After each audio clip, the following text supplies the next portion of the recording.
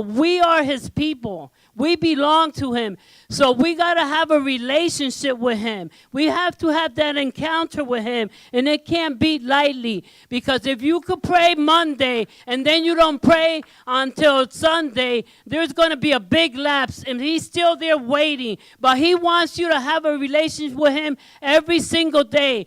There are things in this world that are distracting our time and distracting even things inside the church because we get so overwhelmed because we got to prepare this, and that. I tell my husband, I have so much work to do in church.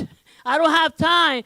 But then my moment with God, I can't compromise that with nobody. I cannot compromise that with my children. I cannot compromise that with my husband. I cannot compromise that with my pastor. I have a relationship with God. And for me to work in the house of the Lord, and for me to go out into this crazy world that we're living in, and for me to go and minister outside of these walls, I need to be prepared with God. If I'm not prepared with God, I'm not going to make it. We are not going to make it. We have to have a relationship with God where we are connected, connection at all times. Oh, yes, because I'm telling you, if we don't have that connection, we cannot give. We cannot give from an empty cup. Our cups got to be filled so we could give to the people that are in need. And so God gave me this word, and I was thinking about my life, and I'm saying, wow, there is a time in my life every day that I have to connect with God. I could be sitting next to my husband, and I get up. He ain't stopping me. Nobody's stopping me. The phone, he keeps the phone. Somebody calls, I'm in my moment with God. Why? We need that. And you know what? When we get that, we have the strength of God to continue on. We have that strength that God gives us so that we can continue doing his works and doing what we need to do to conquer, to make it to the finish line. And this is what God was telling me, because in this path where there's so many things happening around us, and like it says here, our minds tend to wander. Our hearts tend to wander. And God wants us to bring it right back to him because he is the only source that could help us in this need. And I was thinking, how do we continue in this world and in all these troubles on? And God was telling me prayer.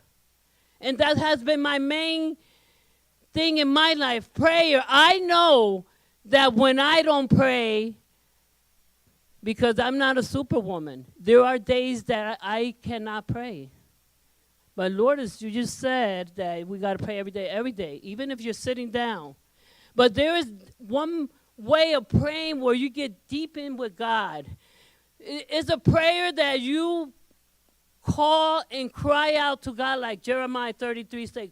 You cry out. These are the moments when, like Sister Marlene was saying, she goes into the bathroom and she cried. How many, I say women, I don't know men, but I know a lot of women that go into their bathrooms a lot of time. Maybe they're in the shower, but they are crying out to God. But you know what's good about that? You cry and you cry and you cry, but then you wipe off your tears and you get ready and you go back into the battle. You go back and you fight. You go back and you take back what the enemy has tried to take away from you. It's a different kind of love when you connect with God. It's a different kind of world when you connect with God. And the only way we could connect with God is through the prayer. It's through the reading of the word. It's through the fasting. And it's not only in the month of January. If you go through social media, if you go through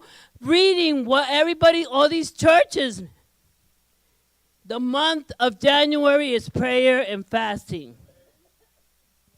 No. The whole year is prayer and fasting. How are you going to make it? When the trials come and the tribulation come, how are you going to make it if we are not praying connected with God?